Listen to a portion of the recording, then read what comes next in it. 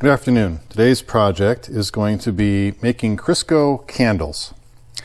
So these are good for emergency situations or camping, anytime that you want a candle that's going to burn for a long period of time.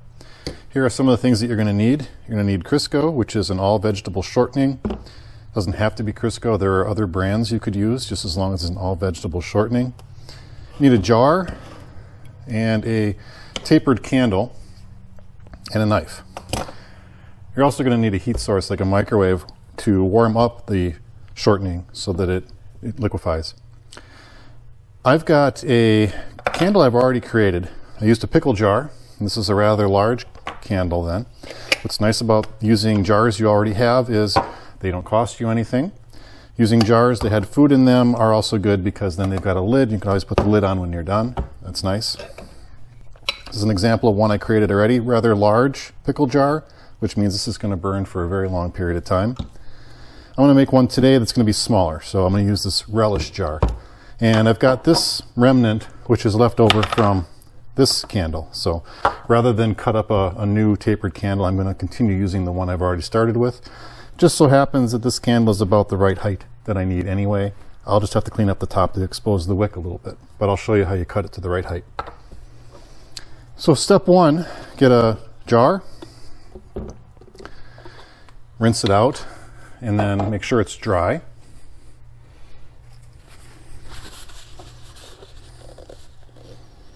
In our case, we can do a little bit more cleaning.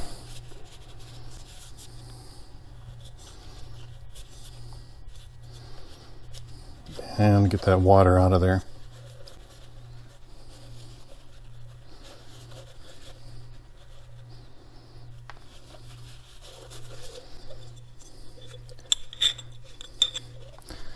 You're also going to want to get the label off. You don't need to have a label burn. The jar itself isn't going to get that hot, but it is going to get warm, and there's really no point in leaving the label on there.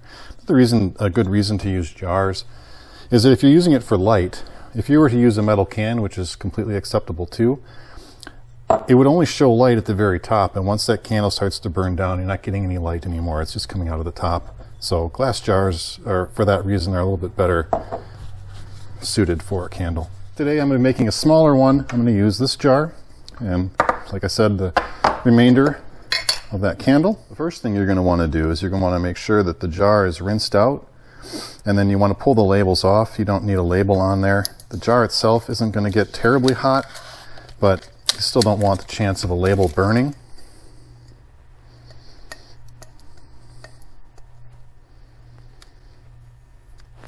And then in this case, it is leaving a residue. You can see that's sticky. A neat trick for getting rid of that residue is WD-40. You could use things like Goo Gone and other store-bought products that are made specifically for that, and they work great. But if you don't have that on hand and you do have WD-40, spray some WD-40 on there. Give it a second to soak in. And then you can rub that adhesive off.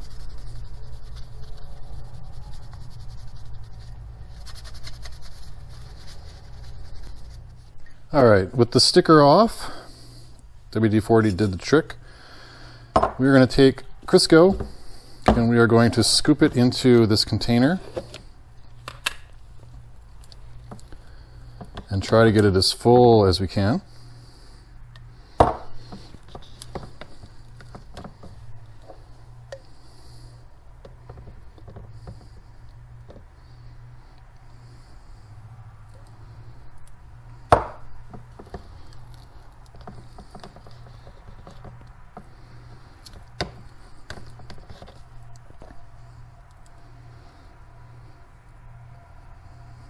The nice thing about Crisco is it's relatively easy to find. It's not terribly expensive. I think this can was about $7, and this is a 48-ounce container. I know some folks say you can stick a candle directly in this container and not have to scoop it out. I do not recommend doing that. This is cardboard. It's got a foil liner in there, but the outside is cardboard. And this will liquefy as that candle burns.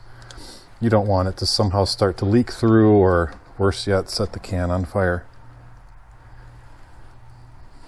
Do not leave it in the can.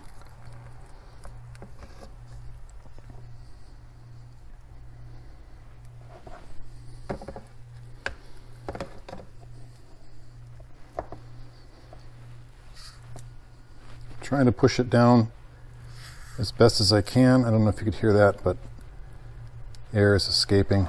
We want to get those pockets of air out as best as we can. We don't have to be perfect here though, because we are going to heat it up in the microwave, liquefy it, and then that will get any air out of there. It will also allow us to get that candle in. I'm going to guess at the height here a little bit, because I don't necessarily want it right to the top.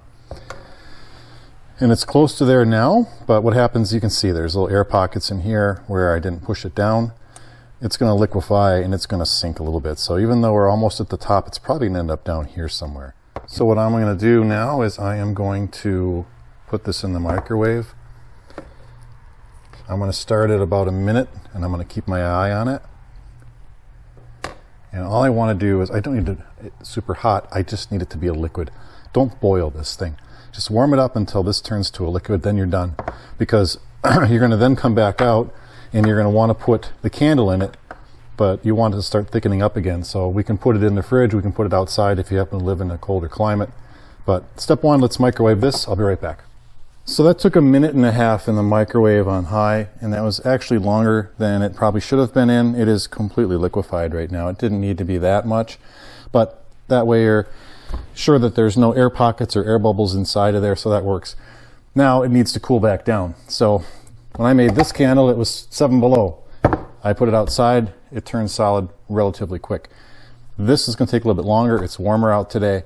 But what you want to do is you want to keep your eye on it. Don't just put it in the refrigerator or put it outside and walk away, because if it turns solid again, you can't get the candle in. You're trying to get the candle in when it just starts to set up. If I try to put it in now, the candle's going to want to fall left or right. It's not going to stay standing straight up and down.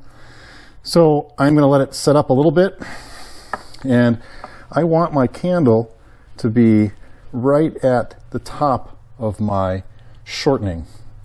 So it looks like I've got just a touch too much in there. So I think what I'm going to do is I'm going to grab a different candle, and I'm going to cut that to the right height. I can always use this candle and this one later. So I'll show you how to cut your candle to the right height, and in the meantime this will be cooling down. I've got a couple more tapered candles here, and what we're going to do is we are going to cut one of them down so that it's the right height for our new candle. Put it upside down, and then mark where the top of that Crisco is, and it's right about there. And if you go too long, that's okay. If you go too short, it's not okay. So I think that's going to be good. In fact, I think that's going to be a little long, but that's fine. The candle will just burn down, and then eventually it starts to burn down into the Crisco, which is great. So here's where we needed the knife. Find the mark, which was right there, and we'll just cut this.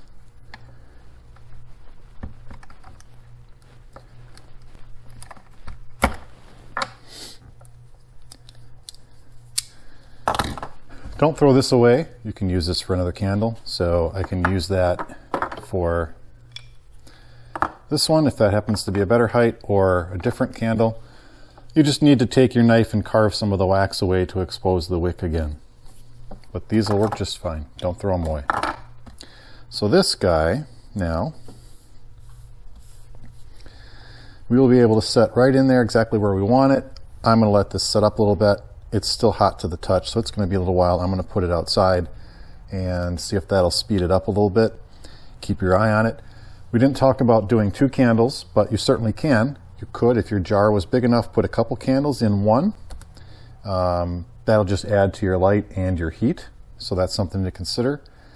Instead of having a bunch of candles all together, you could have one candle with 2 or 3 wicks in it. This one would have been a great candidate for a couple wicks. I just had one. But either way, you know, the opening of the jar, it's tapered, so the opening of the jar might be pretty close to the opening of this jar. So 2 in that would have worked, 2 in this one would work. It's up to you. Okay, my Crisco is setting up a little bit. It's a little bit thicker. You can kind of see the bottom is starting to get white and not quite as clear. So what I'm going to do now is I'm going to stick my candle in, and I'm going to press it into the bottom, which is getting thicker, and hopefully that holds it for me. The goal here is for it to stay straight, which is why we wanted it to set up a little bit. So that will be where the candle sits, and I'll continue to let that cool off, and then we'll check in a little bit later. So now we have that candle set in there, and the Crisco has cooled off, so the candle's staying put nicely. And then all we need to do is light the candle, let it burn down to the height of the Crisco.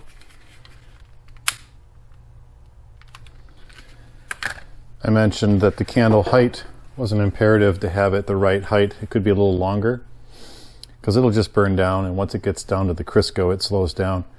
But if you had it too short and it was lower than the height of the Crisco, that would be a problem. And the beauty of these candles is typically in something this small, it burns pretty efficiently. You shouldn't have tunneling where it's just burning the Crisco down in the middle. You'll see it a lot happen on larger candles. It should burn quite efficiently and just liquefy and burn all the way down. Something like this larger one that I made earlier, you might have some of that tunneling happening depending on how long you're burning it for each time. And the beauty of the Crisco is if you ever decided you wanted to add a second candle later, you could put this in the microwave, heat it up, slide another candle in. You could even move the original one over if you wanted to. Again, be careful with the heating up process. You don't need to boil it. You just need to heat it up to the point where the Crisco turns to a liquid. You don't want to melt the candle that's in there either, so you got to keep an eye on it. But you can change these around a little bit, which is kind of nice. And then if you had multiple candles within one candle like this, it would provide extra light, extra heat. So if you wanted to use these in something like a clay pot heater, these work really well. I have another video on clay pot heaters, so if you're interested in learning how to make one of those, check my other video out. And one last thing to mention with these candles is they do burn pretty clean, but as always, you know, be safe, please. If you can have a window cracked open, get some fresh air. Situation, just be smart. You know, you want to have some ventilation if possible. But with that, I thank you for watching, and good luck with your candle making.